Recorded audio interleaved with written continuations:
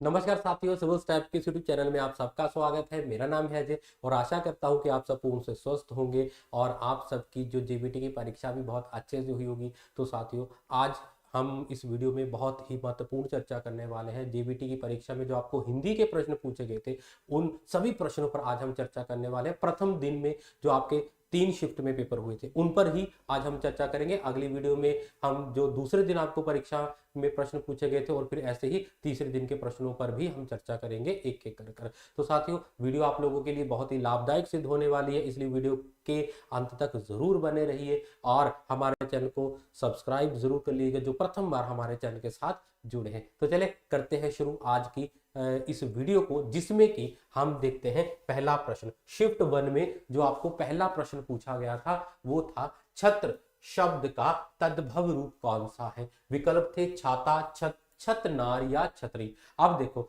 इसमें आपको पहले क्या पता होना चाहिए कि तत्सम शब्द कौन से होते हैं और तद्भव शब्द कौन से होते हैं। जब हमने शब्द विचार पढ़ा था, शब्द विचार में तत्सम और तद्भव शब्द हमारे पास आते हैं। ठीक है, तो तत्सम शब्द कौन से होते हैं? जो कि संस्कृत भाषा के शब्द होते हैं। ठीक है, और तद्भव शब्द कौन से हुए? जो हिंदी भाषा के शब्द हुए, अर्थात संस्कृत भाषा के शब्द जो परिवर्तित कर दिए जाते हैं, हिंदी में रूप बदलकर उनका प्रयोग किया जाता है, उनको कहा जाता है तद्भव शब्द। ठीक है, तो यहाँ पर छत्र शब्द जो हमारे पास है तत्सम शब्द है, तो इसका तद्भव हमारे पास आ गया विकल्पे छाता। ठीक है, मतलब कि आज जो बोलचाल की भाषा में छाता कहा जाता है कि वर्षा हो रही है, छाते का प्रयोग कीजिए, छाता लाइए, धूप बहुत हो रही है। छत्र कोई नहीं बोलता, छत्र क्योंकि संस्कृत भाषा का शब्द है। ठीक है जी, चलो आगे चलते हैं। अगला प्रश्न हमारे पास था क्षेत्र का तद्भव रूप क्या होगा। ये जब हम अभ्यास हमारी कक्षाएं भी होती थी, उसमें भी ये वाला प्रश्न मैंने आपको बहुत बार करवाया था कि क्षेत्र शब्द को क्या कहा जाता है। ठीक है, तो क्षेत्र का क्या अर्थ होता है? निकट, राज्य, खेत या क्षेत्रीय। तो इसका सही विकल्प क्या होगा? अब देखो, क्षेत्र जो शब्द है ये तत्सम शब्द है। ठीक है, क्षेत्र जो है तत्सम शब्द है, इसका तद्भव क्या बनेगा? खेत। ठीक है, तो इसका तद्भव क्या बनेगा? खेत, अर्थात इसमें से विकल्प सी बिल्कुल सही विकल्प है। पहले क्षेत्र कहा जाता था, बाद में इसको खेत कहा जाने लग गया। ठीक है, तो संस्कृत के जो क्षेत्र संस्कृत का शब्द है और यह ध्वनि परिवर्तन के कारण बन गया खेत। ठीक है जी, अगला प्रश्न जो हमसे पूछा गया था, प्रत्यय के संदर्भ में इनमें से अशुद्ध विकल्प कौन सा है।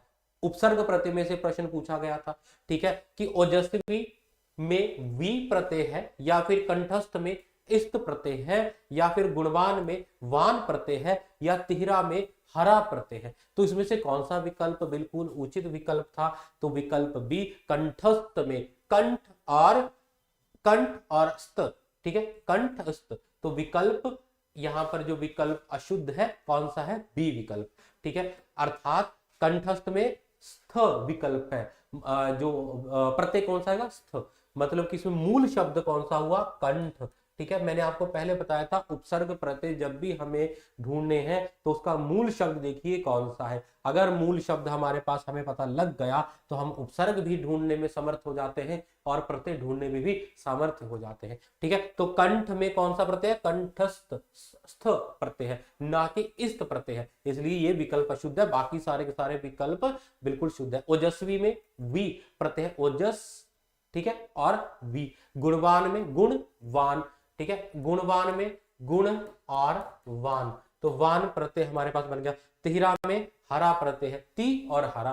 ठीक है, तो बाकी इसमें से विकल्प भी अशुद्ध था। आगे है, निम्नलिखित लोकोक्तियों का सटीक अर्थ दिए गए विकल्पों में से चुने। आसमान से गिरा खजूर में अटका, इसका क्या अर्थ होता है? विकल्प एक, परेशानी से मुक्त होकर दूसरी में उलझ जाना या फिर भाग्य का कभी कभार साथ देना, हमेशा परेशान ही रहना और व्यापार में इत्याधिक नुकसान होना। तो इसमें से सही विकल्प क्या है? बहुत ही सरल मुहावरा पूछा गया था, बहुत बार इस मुहावरे का प्रयोग आपने अपने जीवन में भी किया होगा कि आसमान से गिरे खजूर में अटके, अर्थात भाग्य का कभी कभार साथ देना। ठीक है, तो नहीं, इसमें से विकल्प ए सही विकल्प होगा। यहां पर गलत है कि एक परेशानी से मुक्त होकर दूसरी में उलझ जाना, तो इसको बोलते हैं आसमान से गिरा खजूर में अटका। ठीक है, तो इसमें विकल्प जो हो ए विकल्प सही होगा। आगे चलेंगे। अगला प्रश्न है, प्रत्यय के संदर्भ में इनमें से अशुद्ध विकल्प कौन सा है? अग्नि में इन प्रत्यय है, दहियल में इल प्रत्यय है, भुजंगनी में नी प्रत्यय है और भंडार में आर प्रत्यय है। तो इसमें से सही विकल्प कौन सा था हमारे पास? विकल्प सी भुजंगनी में नी प्रत्यय है। भुजंग इसमें जो हमारे पास मूल शब्द आ गया, नी प्रत्यय आ गया। ठीक है, तो ये विकल्प बिल्कुल अशुद्ध विकल्प आ गया, क्योंकि इनी भुजंगिनी, भुजंग इनी, इनी प्रत्यय आएगा, ना कि नी प्रत्यय आएगा। ठीक है, उसके बाद अगला प्रश्न हमारे पास था, निम्न में से निष्ठुर का तद्भव शब्द क्या होगा? निष्ठुर का तद्भव शब्द क्या होगा? निर्वहन, निग्रलना, निर्दर या निठुर। तो निष्ठुर का क्या होता है? निष्ठुर का अर्थ होता है विकल्प डी, निठुर। ठीक है, संस्कृत भाषा का शब्द है निष्ठुर, और उससे क्या बन गया? परिवर्तनों के तद्भव बन गया उसका निठुर। ठीक है, ये निठुर विकल्प यहां पर सही था। आगे हमारे पास है, नीचे दिए गए वाक्य में त्रुटि है, त्रुटि पहचान कर वाक्य को शुद्ध करके लिखना है। क्या है? वह अपने मित्र से बातें कर रहे हैं। ठीक है, तो इसमें क्या आएगा इसका शुद्ध? वह अपने मित्र से बात कर रही है, वह अपने मित्र से बातें कर रहे हैं, वह अपने मित्र से बातें कर रहा है, वह अपने मित्र से बातें कर रहा है। तो विकल्प यहां पर क्या आएगा? विकल्प देखो, इसका शुद्ध वाक्य क्या आएगा? कि वे अपने मित्र से बातें कर रहे हैं। यहां पर क्योंकि बहुवचन में है नहीं प्रयोग होता, बहुवचन में है प्रयोग होता है, तो यहां पर जो विकल्प, जो सी विकल्प, ये हमारे पास त्रुटि है, और इसका शुद्ध क्या होगा? कि वह अपने मित्र से बातें कर रहे हैं। वह क्या है? एक वचन है। ठीक है, और तो वह अपने मित्र से बातें कर रहा, देखो यहां पर क्या आ जाएगा? वे अपने मित्र, या तो होगा वे अपने मित्र से बातें कर रहे हैं। ठीक है, तो यहां पर विकल्प क्या है? ये गलत विकल्प था, वे अपने मित्र से बातें कर रहा है। ठीक है, और अगर ये आएगा वे अपने, अगर बहुवचन में हम बात करें तो वे अपने मित्र से बातें कर रहे हैं। ठीक है, बहुवचन में क्या होता है? यहां पर है आ जाएगा। ठीक है, वे अगर आ गया, और अगर आ गया वह, तो यहां पर क्या हो जाएगा? वह अपने मित्र से बातें कर, वह अपने मित्र से बातें कर रहा है। ठीक है, तो प्रश्न क्या था? कि वे अपने मित्र से बातें कर रहे हैं। इसको क्या करना था? इस नीचे दिए गए वाक्य में त्रुटि पहचाननी थी हमें, और वाक्य शुद्ध करके लिखना था। तो वह अपने मित्र से बातें कर रहे हैं, यहाँ पर बहुवचन है, तो इसी को है बनाना था। ठीक है, ये यहाँ पर विकल्प इस प्रकार से ढूंढना था हमें। आगे हमारे पास जो प्रश्न था कि निम्नलिखित मुहावरे का उचित अर्थ बताएं। अकल की गठरी, इसका अर्थ क्या होता है? चालाक व्यक्ति, बहुत ज्ञानी व्यक्ति, मूर्ख व्यक्ति या फिर समझदार व्यक्ति। तो इसका सही विकल्प क्या है? विकल्प भी बहुत ज्ञानी व्यक्ति। ठीक है, अकल की गठरी मतलब जैसे गठरी होती है ना, कोई सामान हम गठरी में मारते हैं तो गठरी, वैसे अकल की गठरी। अकल की गठरी का अर्थ क्या हुआ? कि जो व्यक्ति बहुत बुद्धिमान होता है, अत्यंत समझदार व्यक्ति होता है, उसके लिए इस मुहावरे का प्रयोग किया जाता है। ठीक है, आगे हमारे पास प्रश्न था, शत का तद्भव रूप बताए। शत का तद्भव, 100, सच, शनिश या फिर 7। तो शत, ठीक है, शत का अर्थ क्या हुआ? 100, संस्कृत शत, ठीक है, प्राकृत में सत बन गया। ठीक है, और हिंदी में 100 बन गया। ठीक है, शत, सत और 100, संस्कृत में शत कहा जाता है, प्राकृत में भी सत बन गया, और बाद में हिंदी में इसको 100 कहा जाता है। आगे चलेंगे। अगला प्रश्न हमारे पास है, छक्का पंजा भूलना, उपयुक्त मुहावरे का सही अर्थ बताएंगे। प्राण नाशक कार्य करना, या फिर कुछ भी याद ना रहना, लड़की की शादी कर देना, मारने को तत्पर रहना। ठीक है, छक्का पंजा भूलना, तो इसका सही विकल्प है कुछ भी याद ना रहना। जब व्यक्ति भूल जाता है सब कुछ, कुछ उसको याद नहीं रहता, तो वहां पर इसका प्रयोग किया जाता है। ठीक है, घबराहट या परेशानी के कारण जब व्यक्ति भूल जाता है तो वहां पर कहा जाता है छक्का पंजा भूलना। उसके बाद अगला जो प्रश्न आपके पास था, रिक्त स्थानों की पूर्ति उचित कारक से करें। विकल्प है सामाजिक न्याय की प्राप्ति, फिर आगे रिक्त स्थान था सरकार, फिर रिक्त स्थान था अनेक कल्याणकारी योजना चलाई।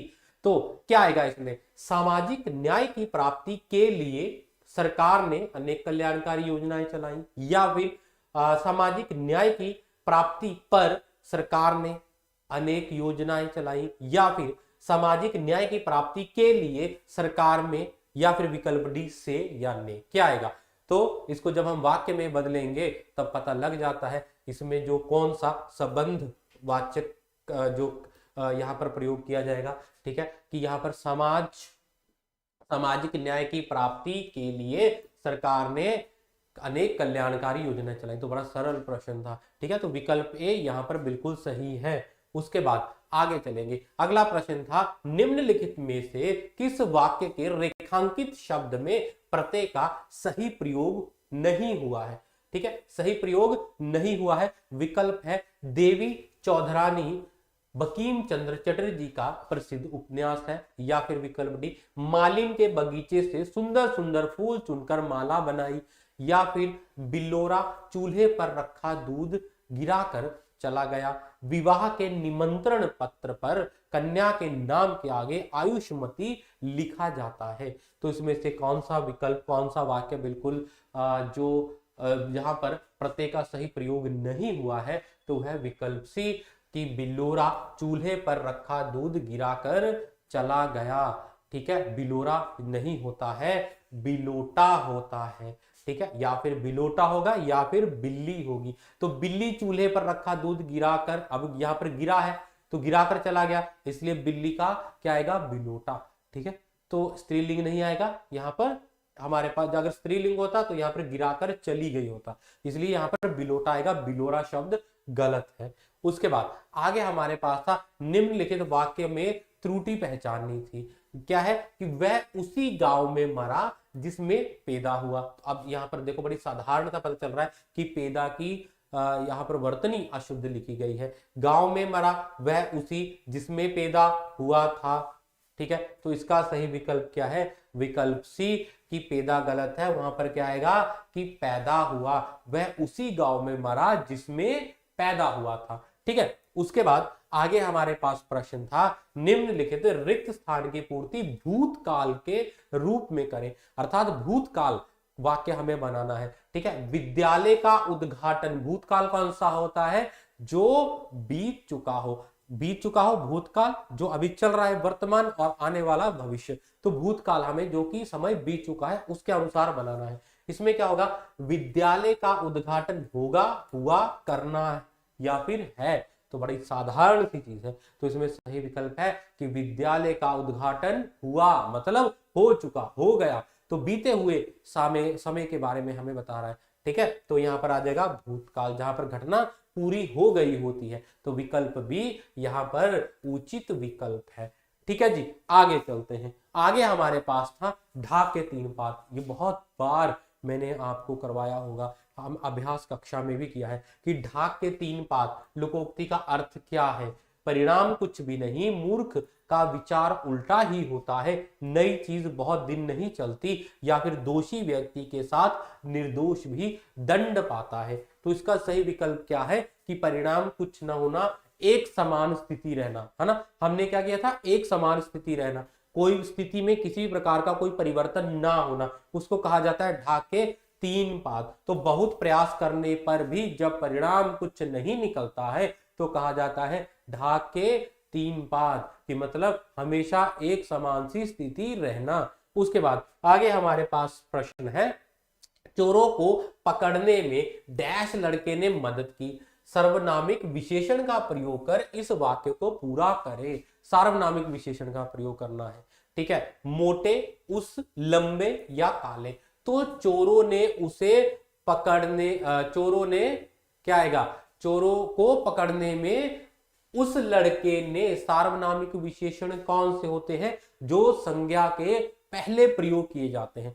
ठीक है, जो सर्वनाम शब्द संज्ञा के पहले प्रयोग कर विशेषण का कार्य करें, संज्ञा से पहले प्रयोग होकर जब विशेषण का कार्य करते हैं वो सार्वनामिक विशेषण होते हैं। ठीक है, तो इसमें क्या आ गया, वह जो चोरों को पकड़ने में उस लड़के, तो उस क्या हो जाएगा, इसको सार्वनामिक विशेषण, क्योंकि ये क्या करेगा, लड़के की विशेषता बता रहा है और उस क्या है, सर्वनाम है। ठीक है जी, आगे चलेंगे। अगला प्रश्न हमारे पास था मुहावरा कान खड़े होना, इसका सही अर्थ क्या होता है? विकल्प ए, कम सुनना, सावधान कर देना, चौकन्ना होना या ध्यान से सुनना। तो कान खड़े होना क्या होता है कि उसके कान खड़े हो गए, ठीक है, मतलब कि सावधान कर देना। ठीक है, तो किसी को जब सावधान करते हैं, सावधान, उसके कान खड़े कर दिए, ठीक है, तो उसको कहा जाता है। जब किसी खतरे का अनुमान होता है, संदेह होता है, आभास होता है, तो यहां पर कहा जाता है कि उसके कान खड़े हो गए, मतलब वो चौकन्ना हो गया, ठीक है, सावधान हो गया। उसके बाद आगे है वह चतुर लड़का है, रेखांकित शब्द का स्त्रीलिंग क्या होगा? ठीक है, यहां पर हमारे पास है लड़का, युवती, बालिका, महिला या लड़की। बड़ा साधारण सा प्रश्न पूछा गया था। ठीक है, तो लड़का का क्या होता है, स्त्रीलिंग लड़की, वह बहुत चतुर लड़की है। उसके बाद अगला प्रश्न हमारे पास था वाक्य में रेखांकित शब्द का स्त्रीलिंग शब्द क्या होगा? वह विद्वान ने अपनी पुस्तक में बहुत ज्ञानवर्धक बातें लिखी हैं। तो विकल्प है विदुनी, विदुषी, विद्वानी या विद्वा। तो इसका सही विकल्प क्या होगा कि विद्वान का स्त्रीलिंग क्या होगा? तो विद्वान का स्त्रीलिंग होता है विदुषी। विद्वान जो है पुरुष के लिए प्रयोग किया जाता है और विदुषी जो है वो स्त्री के लिए प्रयोग किया जाता है। तो क्या आएगा, उस विदुषी, ठीक है, उस अगर महिला होगी उस विदुषी महिला, ठीक है, और वह विद्वान पुरुष। तो विद्वान और विदुषी में ये अंतर है। उसके बाद आगे हम चलेंगे। अगला प्रश्न हमारे पास था सुलभा बाजार से डैश पूर्वकालिक क्रिया का प्रयोग कर वाक्य पूर्ण कीजिए। तो क्या आएगा, सुलभा बाजार से आ गई, सुलभा बाजार से आएगी, सुलभा बाजार से आकर खाना बनाएगी या सुलभा बाजार में आ सकती है। तो इसमें सुलभा बाजार से पूर्वकालिक क्रिया क्या होगी कि सुलभा बाजार से आकर खाना बनाएगी। ठीक है, पूर्वकालिक क्या, पहले जहां पूर्वकालिक क्या होता है, जहां पर एक क्रिया समाप्त होने के बाद दूसरी, मतलब एक क्रिया समाप्त हुई दूसरी क्रिया आरंभ हो गई, तो उसकी जो क्रिया अभी समाप्त हुई थी उसको कहा जाता है पूर्वकालिक। ठीक है, तो यहां पर क्या है, सुलभा बाजार से आकर, पहले वो क्या करेगी, बाजार से आएगी, बाद में खाना बनाएगी। ठीक है, तो इसलिए इसमें क्या है, पूर्वकालिक बाजार से आना। ठीक है, आगे चलेंगे। अगला प्रश्न हमारे पास है कि निम्नलिखित वाक्य में प्रयुक्त विदेशज शब्द का शुद्ध रूप चुनें। ठीक है, ड्राइंग क्लास में बच्चों को कॉपी दी गई। अब इसमें विदेशी शब्द कौन सा है, वो हमारे पास क्या है, कॉपी। ठीक है, निम्नलिखित वाक्य में प्रयुक्त विदेशी शब्द का शुद्ध रूप चुने। ठीक है, अब ये इसमें क्या है, ड्राइंग क्लास में बच्चों को के कॉपी दी गई, ड्राइंग क्लास में बच्चों को कॉपी दी गई, ड्राइंग क्लास में बच्चों को कॉपी दी गई या ड्राइंग क्लास में बच्चों को कॉपी नहीं गई। तो इसका सही विकल्प क्या होगा? इसमें सही विकल्प हमारे पास है कि ड्राइंग क्लास में बच्चों को कॉपी दी गई। ठीक है, तो कॉपी यहां पर क्या आएगा, जो कॉपी है वो बिल्कुल शुद्ध रूप है।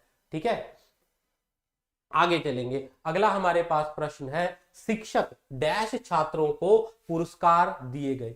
शिक्षक छात्रों डैश छात्रों को पुरस्कार दिए गए। इसमें रिक्त स्थान की पूर्ति हमें सही कारक का प्रयोग करते हुए करनी थी। इसमें क्या है, के लिए, को, ने या के द्वारा। तो शिक्षक क्या आएगा, शिक्षक के द्वारा क्या किए गए, छात्रों को पुरस्कार दिए गए। तो यहां पर विकल्प डी, के द्वारा, बिल्कुल सही आएगा। उसके बाद आगे हमारे पास प्रश्न था निरोग में कौन सी संधि है।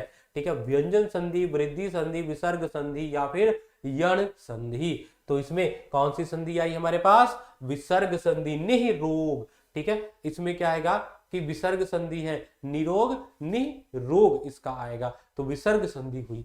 ठीक है, उसके बाद हमारे पास आगे था प्रश्न दिए गए वाक्य का स्त्रीलिंग के अनुसार शुद्ध विकल्प चुने। क्या है वाक्य, भीड़ में खड़ा वह लंबा आदमी आज सुबह से बहुत परेशान लग रहा है। ठीक है, तो इसमें विकल्प क्या क्या थे हमारे पास, भीड़ में खड़ी वह लंबी औरत आज सुबह से बहुत परेशान लग रही है, या भीड़ में खड़ी वह लंबा औरत आज सुबह से बहुत परेशान लग रहा है। या विकल्प सी, भीड़ में खड़ा वह लंबी औरत आज सुबह बहुत से परेशान लग रही है। या भीड़ में खड़ी वह लंबी औरत आज सुबह से बहुत परेशान लग रही है। तो इस वाक्य का स्त्रीलिंग हमें बताना है और शुद्ध करके उसको लिखना है। तो इसमें क्या आएगा, भीड़ में खड़ी वह लंबी औरत आज सुबह से बहुत परेशान लग रही है। तो ये इसका स्त्रीलिंग हो गया।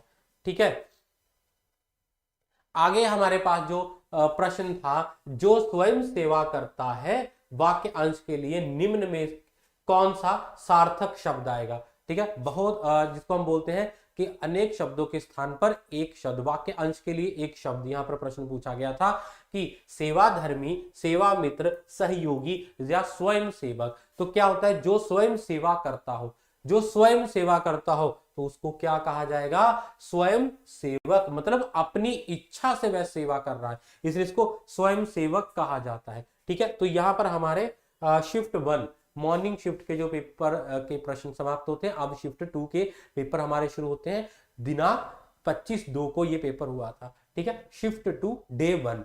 ठीक है, डे 1 की शिफ्ट 2 है, उसमें कौन सा प्रश्न पूछा गया था, निम्न में से कौन सी लोकोक्ति अपने अर्थ से असंगत है। विकल्प ए, भले का भला, भलाई का बदला भलाई से मिलता है।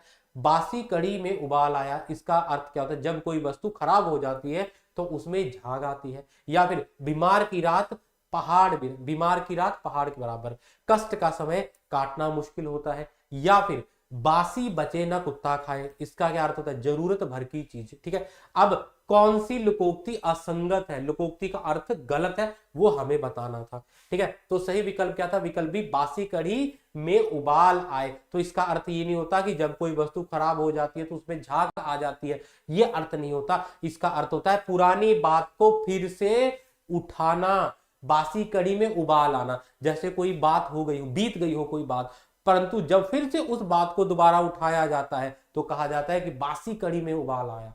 ठीक है, तो इसलिए इसका अर्थ यहां पर गलत दिया गया था, तो विकल्प बी यहां पर गलत विकल्प था। ठीक है, उसके बाद हमारे पास अगला प्रश्न आता है कि निम्नलिखित में से किस वाक्य में पर उपसर्ग का शुद्ध प्रयोग हुआ है। ठीक है, कि इसमें पर शब्द का कहां पर शुद्ध प्रयोग किया गया है वाक्य में। पहला वाक्य था, पराजय में, पराजय के बाद भी उसने हिम्मत नहीं हारी, परे जय के बाद भी उसने हिम्मत नहीं हारी, या पर जय के बाद भी उसने हिम्मत नहीं हारी, या पार जय के बाद भी उसने हिम्मत नहीं हारी। तो इसमें सही विकल्प क्या होगा कि पराजय, मतलब कि पर उपसर्ग किसमें लगा हुआ है, ये प्रश्न था। बस थोड़ा सा आपको भ्रमित करने के लिए उन्होंने इस प्रकार से प्रश्न पूछा गया था। देखो, तो पराजय में इसमें क्या है, परा और जय। ठीक है, तो इसमें हमारे पास क्या आ गया, पराजय।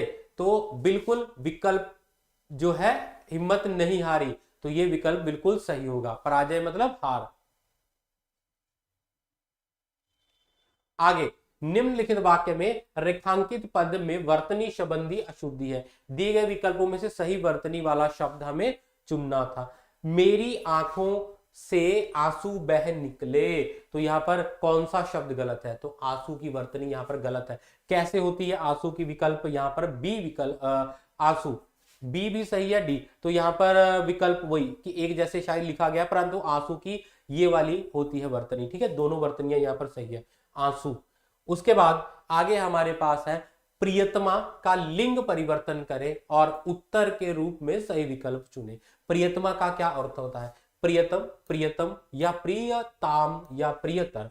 तो प्रियतमा का क्या होगा, विकल्प जी प्रियतम, प्रियतमा। तो लिंग क्या हो गया, प्रियतम। ठीक है, उसके बाद आगे जो हमारे पास प्रश्न था, चोरों ने डैश घर में प्रवेश किया, रीतिवाचक क्रिया विशेषण का प्रयोग कर वाक्य की पूर्ति कीजिए। धीरे धीरे, छत से, पीछे से या कैसे। ठीक है, तो चोरों ने डैश घर से प्रवेश किया, तो रीतिवाचक, रीतिवाचक क्या होता है, जहां पर हमें किसी कार्य के करने का पता चलता है कि कोई कार्य किस प्रकार से हो रहा है।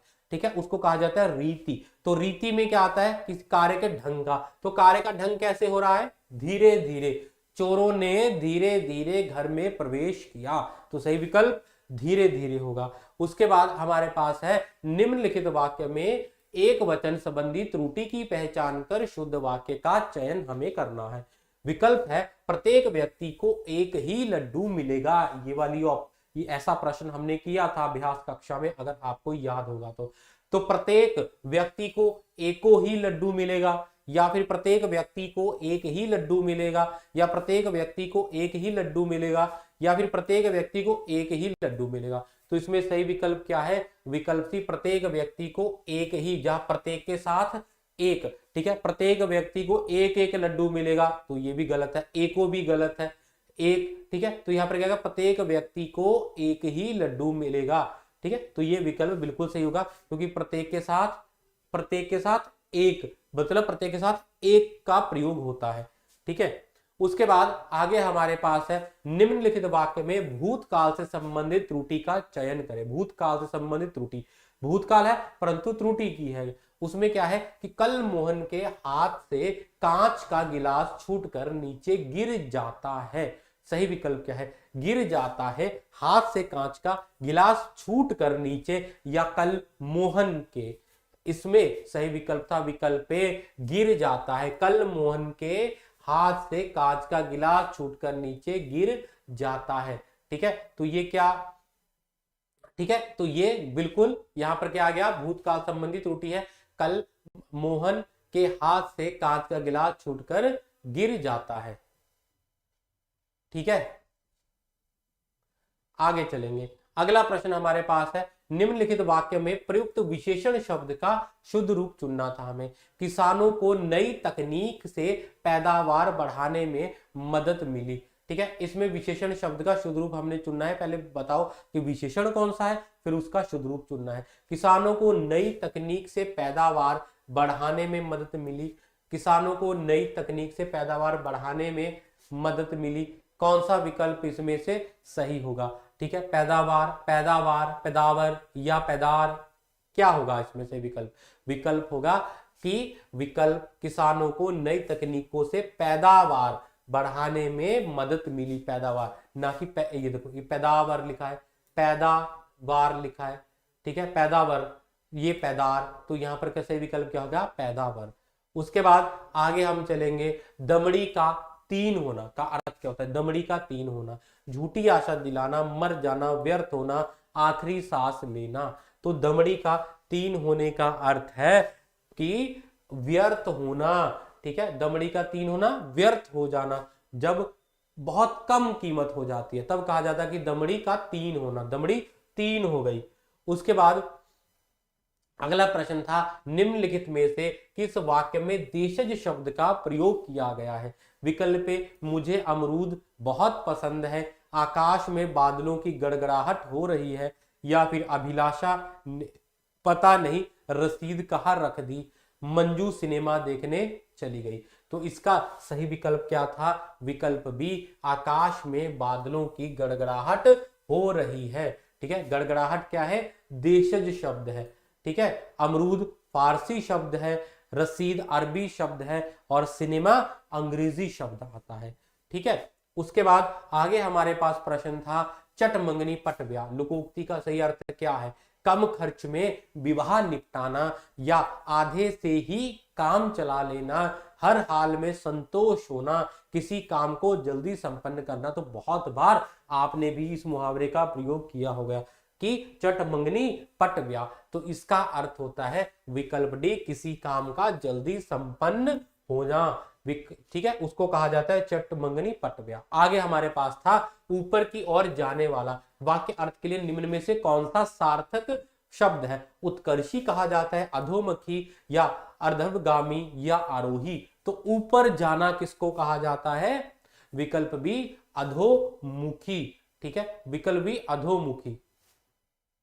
यहां पर विकल्प सी सही होगा, अधोमुखी नहीं, विकल्प सी ये आएगा ऊर्ध्वगामी, ऊपर जाने वाला, ठीक है, ऊपर की ओर जाने वाला, ऊपर जाने वाला मतलब होता है ऊर्ध्वगामी। ये विकल्प यहां पर सही होगा। आगे हमारे पास है बहुत क्रोधित होना के लिए उपयुक्त मुहावरा हमें चुनना था कि बहुत क्रोधित होना, अब तब करना, आग बबूला होना, अंडे सेना, या घी के दिए जलाना। तो बहुत सरल था, जब कोई व्यक्ति बहुत क्रोधित होता है, किसी को बहुत गुस्सा आता है, तो कहा जाता है कि क्यों आग बबूला हो रहे हो, ठीक है, तो विकल्प बी यहाँ पर सही विकल्प है। आगे हमारे पास प्रश्न था, अंदर पैर रखते ही उसकी निगाह ताक पर क्या, रिक्त स्थान की पूर्ति हमें उचित क्रिया शब्द से करनी है। विकल्प हुआ पड़ी, चला या फिर रही। अंदर पैर रखते ही उसकी निगाह ताक पर पड़ी, पढ़ना, ठीक है। क्रिया मतलब यहां पर क्या शब्द है, क्रिया शब्द प्रयोग करना है, परंतु उचित क्रिया शब्द का प्रयोग करना है, तो पड़ी यहां पर आएगा। उसके बाद आगे हमारे पास प्रश्न था, निम्नलिखित वाक्य में त्रुटि पहचाने। कमल अपने घर जा रही थी, कमल अपने घर जा रही थी, तो रही थी अपने कमल घर, तो निम्नलिखित वाक्य में त्रुटि, कमल अपने घर जा रही थी, ठीक है। तो कमल अपने घर जा रहा था, जा रही थी नहीं, कमल क्या है यहाँ पर स्त्रीलिंग नहीं है, ठीक है, तो स्त्रीलिंग होता तो रही आना था। उसके बाद अगला प्रश्न है, निम्नलिखित में से कौन सा शब्द स्त्रीलिंग का है। विकल्प ए वजन, याचना, संकट या साक्ष्य, ठीक है। तो इसका मैंने आपको बताया था, स्त्रीलिंग पहचानना है, पुल्लिंग पहचानना है, तो वाक्य में प्रयोग करेंगे जब आप शब्द को, तो पता लग जाता है, ठीक है। तो हमें क्या स्त्रीलिंग ढूंढना है, तो प्रार्थना, देखो याचना, याचना का अर्थ क्या होता है, प्रार्थना, तो याचना की गई, प्रार्थना की गई। वजन किया गया, देखो वजन किया गया, तो ये हो गया पुल्लिंग हो गया, और स्त्रीलिंग याचना की गई, ठीक है। उसके बाद आगे था, निम्नलिखित वाक्य में प्रयुक्त विदेशी शब्द का शुद्ध रूप चुनना था। प्रयोगशाला में रसायन प्रतिक्रिया के लिए थर्मामीटर लगाया, तो इसमें से सही विकल्प कौन सा था, इसमें से सही विकल्प हमारे पास था विकल्प बी, प्रयोगशाला में रसायन प्रतिक्रिया के लिए थर्मामीटर लगाया, थर्मामीटर, ठीक है। तो थर्मामीटर की हमें जो वर्तनी देखनी थी कि कौन सी शुद्ध वर्तनी है, तो थर्मामीटर इस प्रकार से लिखा जाता है। बाकियों में ये थर्मीटर लिखा है, ये थार्मामीटर कुछ लिख दिया है, ये थर्मामीटर लिख दिया है, ठीक है। तो ये सारी की सारी गलत है, और ये हमारे पास क्या गया, थर्मामीटर बिल्कुल सही है, विकल्प भी सही होता है इसमें। उसके बाद आगे था हमारे पास, निम्नलिखित वाक्य को स्त्रीलिंग के रूप में परिवर्तित कीजिए। विकल्प है राम खेल रहा था, इसको स्त्रीलिंग बनाना है, पुल्लिंग है, ठीक है। हम खेल रहे थे, सुरेश खेल रहा था, सीता खेल रही थी, या वे खेल रहे थे, तो स्त्रीलिंग क्या होगा कि सीता खेल रही थी, तो यहां पर रही थी आ जाएगा, ठीक है। उसके बाद आगे हमारे पास प्रश्न था, एक आवे के बर्तन, लोकोक्ति का सही अर्थ क्या होता है। एक आवे के बर्तन, टूटे बर्तन का प्रयोग, अलग अलग तरह के लोग, या बर्तन में दरार आना, सभी का एक जैसा होना। तो एक आवे के बर्तन, ठीक है, तो इसका सही अर्थ क्या हुआ, सभी का एक जैसा होना, एक ही थाली के चट्टे बट्टे हम जैसे बोलते हैं ना, बस वही चीज है कि एक आवे के बर्तन। उसके बाद आगे हमारे पास आता है, कोटि का तद्भव रूप कौन सा है। कोटि का तद्भव रूप कोठरी हो, कोठर होता है, कोट होता है, करोड़ होता है, या कोटि। आपने सुना होगा कि 33 क्या बोलते हैं, 33 कोटि, ठीक है, तो कोटि मतलब करोड़, कोटि जो है तत्सम शब्द है, उसका तद्भव क्या बन गया, करोड़, ठीक है। तो हम क्या बोलते हैं कि 33 करोड़ या 33 कोटि बोलते हैं कि 33 कोटि देवता, है ना, तो कोटि मतलब करोड़ हुआ। उसके बाद आगे हमारे पास आया, प्रत्यय के संदर्भ में इनमें से अशुद्ध विकल्प हमें चयन करना है। समता में ता प्रत्यय है, बालक में क प्रत्यय है, दरबार में आर प्रत्यय है, या बुराई में ई प्रत्यय है, ठीक है। अब देखो इसका सही विकल्प हमारे पास था दरबार में, दर मूल शब्द देखेंगे और बार आ गया, ठीक है। तो बार किस क्या हो गया, ये हमारे पास जो अशुद्ध विकल्प कौन सा है, आर प्रत्यय, दरबार में क्या आएगा, बार आएगा, तो ये गलत है, ठीक है। दरबार में क्या है, आर प्रत्यय नहीं है, दर बार प्रत्यय है, बार ना कि आर, ठीक है। तो ये वाला विकल्प गलत हो गया। उसके बाद आगे हमारे पास प्रश्न था, निम्न में किस शब्द में इया प्रत्यय लगाकर स्त्रीलिंग शब्द बन सकता है। देवर में अगर इया लगाएंगे तो क्या स्त्रीलिंग बन जाएगा।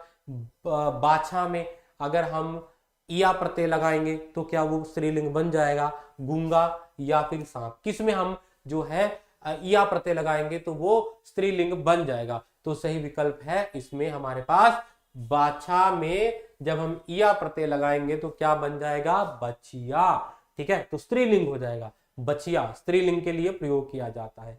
आगे हमारे पास था बुद्धिमान में बुद्धिमान से मित्रता अच्छी रहती है। रेखांकित शब्द का स्त्रीलिंग क्या होगा? बुद्धिमान का स्त्रीलिंग क्या होगा? बुद्धिमती, मनीषा, मेधा या बुद्धि। तो सही विकल्प इसमें से क्या होगा? विकल्प ए बुद्धिमती। ठीक है, बुद्धिमती विकल्प सही होगा। बुद्धिमान का स्त्रीलिंग क्या होता है? बुद्धिमती। अर्थात बुद्धिमान शब्द जो होता है जो पुल्लिंग में प्रयोग होगा। राम बहुत बुद्धिमान है और सीता बहुत बुद्धिमती है, ना कि बुद्धिमान वहां पर आएगा। ठीक है, आगे हमारे पास आएगा प्रतिविज्ञान शब्द का तद्भव रूप कौन सा होगा? बिल्कुल यही वाला प्रश्न हमने बहुत बार अपने जो अभ्यास कक्षाएं होती थी, ठीक है, यूट्यूब पर, उसमें भी किया है। प्रतिविज्ञान का क्या अर्थ था? प्रसिद्धि, परिचय, पहचान या पहचान। तो सही विकल्प इसमें से होगा प्रतिविज्ञान का अर्थ होता है पहचान। संस्कृत का शब्द है प्रतिविज्ञान। उसके बाद आगे हमारे पास प्रश्न था, निम्न विकल्पों में से किस रेखांकित शब्द का उपसर्ग अशुद्ध है? उसके पिताजी एक नामी वकील हैं। अधिक परिश्रम से स्वास्थ्य खराब हो जाता है। इस मामले में अध्यादेश जारी हो गया। भाषा पर हमारा अधिकार है। तो सही विकल्प इसमें था अधिक परिश्रम से स्वास्थ्य खराब हो जाता है। यह विकल्प बिल्कुल सही विकल्प था। तो साथियों यहां पर हमारी शिफ्ट 2 समाप्त होती है। अब बढ़ते हैं शिफ्ट 3 की ओर। ठीक है, आगे हमारे पास शिफ्ट 3 के पेपर जो प्रश्न पूछे गए थे उन पर हम चर्चा करेंगे। एक बार जो साथी हमारे साथ लाइव जुड़े हुए हैं इस वीडियो को लाइक जरूर कर दीजिए, शेयर जरूर कर दीजिए। ठीक है, ताकि ये वीडियो जितने भी जरूरतमंद हैं जिनको आंसर की के बारे में कुछ डाउट है तो वो इसको देख सके वीडियो को। इसलिए अपने मित्रों तक, परिजनों तक इस वीडियो को ज्यादा से ज्यादा शेयर जरूर कर दीजिए। चले तो बात करते हैं यहां पर थर्ड शिफ्ट में आपसे जो पहला प्रश्न पूछा गया था, निम्नलिखित वाक्य में भूतकाल संबंधी त्रुटि का चुनाव दिए गए विकल्पों में से करें। मैं पुस्तकालय गया और प्रेमचंद्र द्वारा लिखित गोदान उपन्यास पढ़ूंगा। अब देखो, मैं पुस्तकालय गया और प्रेमचंद द्वारा लिखित उपन्यास पढ़ूंगा, एक जगह एक भूतकाल की बात की जा रही है और एक जगह भविष्यकाल की बात की जा रही है। तो इसमें क्या गलत है? इसमें सही विकल्प जो हमारे पास था उपन्यास पढ़ूंगा। मैं पुस्तकालय गया और प्रेमचंद जी द्वारा लिखित उपन्यास पढ़ा। ठीक है, पढ़ूंगा नहीं, पढ़ूंगा तो फिर ये हो गया बहुवचन में चला जाएगा। ठीक है, तो ये क्या आ जाएगा? विकल्प यहां पर गलत है, सी विकल्प। उसके बाद ज्योत का तत्सम रूप क्या होगा? ज्योत का ज्योति, ज्योत, ज्योतिष या ज्योता। तो सही विकल्प इसमें से था विकल्प ज्योति। ज्योति का तत्सम रूप क्या होता है? ज्योति, जो ज्योत तद्भव है इसका तत्सम संस्कृत का ज्योति बनता है। ज्योतिर्मा तमसो कहते ना, तमसोमा ज्योतिर्गम्य, तो ज्योति। ठीक है, ज्योतिर। प्रस्तुत वाक्य को ध्यान पूर्वक पढ़े और उपलब्ध विकल्पों में से चिन्ह शब्दों के आधार पर वाक्य स्त्रीलिंग रूप को पहचाने। यह लोहे का खंबा हाथी के टक्कर से भी नहीं टूटा। तो इसका सही विकल्प क्या होगा? मिट्टी की दीवार पागल हाथी की टक्कर से नहीं सह पाई। बैल मदमस्त हो गया। हाथी ने एक ही टक्कर में घर तोड़ दिया। ट्रक मिट्टी के ढेर से जा टकराया। तो सही विकल्प क्या है? मिट्टी की दीवार। तो इसमें स्त्रीलिंग क्या हुआ? मिट्टी की दीवार। ठीक है, वह लोहे का खंबा हाथी के टक्कर से भी नहीं टूटा। तो इसमें हमें क्या करना था? प्रस्तुत वाक्य को ध्यानपूर्वक पढ़े और उपलब्ध विकल्पों में से चिन्हित शब्द के आधार पर वाक्य के स्त्रीलिंग। हाँ, तो वाक्य का स्त्रीलिंग हमें बताना था कि मिट्टी की दीवार, ये क्या है? ये स्त्रीलिंग आता है। हाथी की टक्कर से टक्कर नहीं सह पाई, तो ये बिल्कुल सही विकल्प था। उसके बाद मतलब खंबे का मिट्टी, वो था लोहे का खंबा, उसको हमने स्त्रीलिंग में बदलना था। ठीक है, आगे था छात्र। स्त्रीलिंग क्या होता है छात्र का? छत्र, छात्र, छत्रप या छात्र। ठीक है, तो छात्र का क्या होता है? छात्रा। विकल्प भी सही विकल्प यहां पर होगा। आगे हमारे पास था प्रश्न, अपने गरज बावली लोकोक्ति का सही अर्थ बताएंगे। स्वार्थी आदमी दूसरे की परवाह नहीं करता है। गरीब अमीर पर निर्भर करता है। जरूरतमंद हमेशा दुखी रहता है और पागल व्यक्ति की हरकतें। अपनी गरज बावली। विकल्पे स्वार्थी आदमी दूसरे की परवाह नहीं करता तो कहा जाता अपनी गर्ज बावली। ठीक है, तो हमें जरूरत होती है तो हम किसी के पास जाते हैं। तो स्वार्थी आदमी, जो स्वार्थी होगा वो दूसरे की परवाह नहीं करता।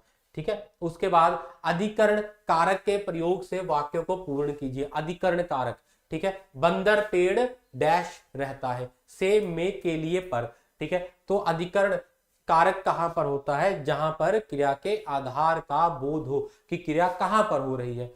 तो यहां पर क्या आ गया? पर, बंदर पेड़ पर। ठीक है, कि अर्थात क्रिया कहां पर हो रही है? पेड़ के ऊपर हो रही है। तो क्रिया के आधार का बोध हो रहा है, तो अधिकरण तत्पुरुष, इसमें हमें अधिकरण कारक को ढूंढना था। आगे हमारे पास था निम्नलिखित वाक्य में त्रुटि पहचाने, वह उसी गांव में मरा जिसमें पैदा हुआ था। फिर से ऐसा प्रश्न, जिसमें पैदा हुआ था, गांव में मरा या वह उसी। तो पैदा गलत था, पैदा नहीं होता, वह पैदा हुआ था। यहां पर ये इसका दोष है, पैदा गलत आ गया।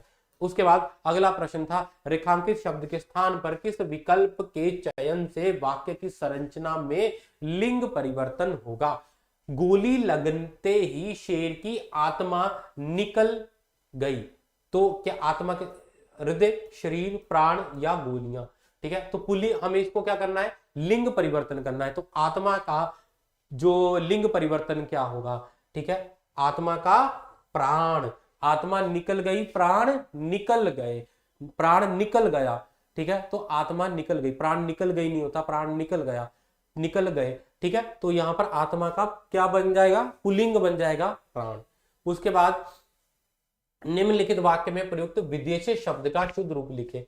खच्चर की पीठ पर भारी बोझ लादा गया।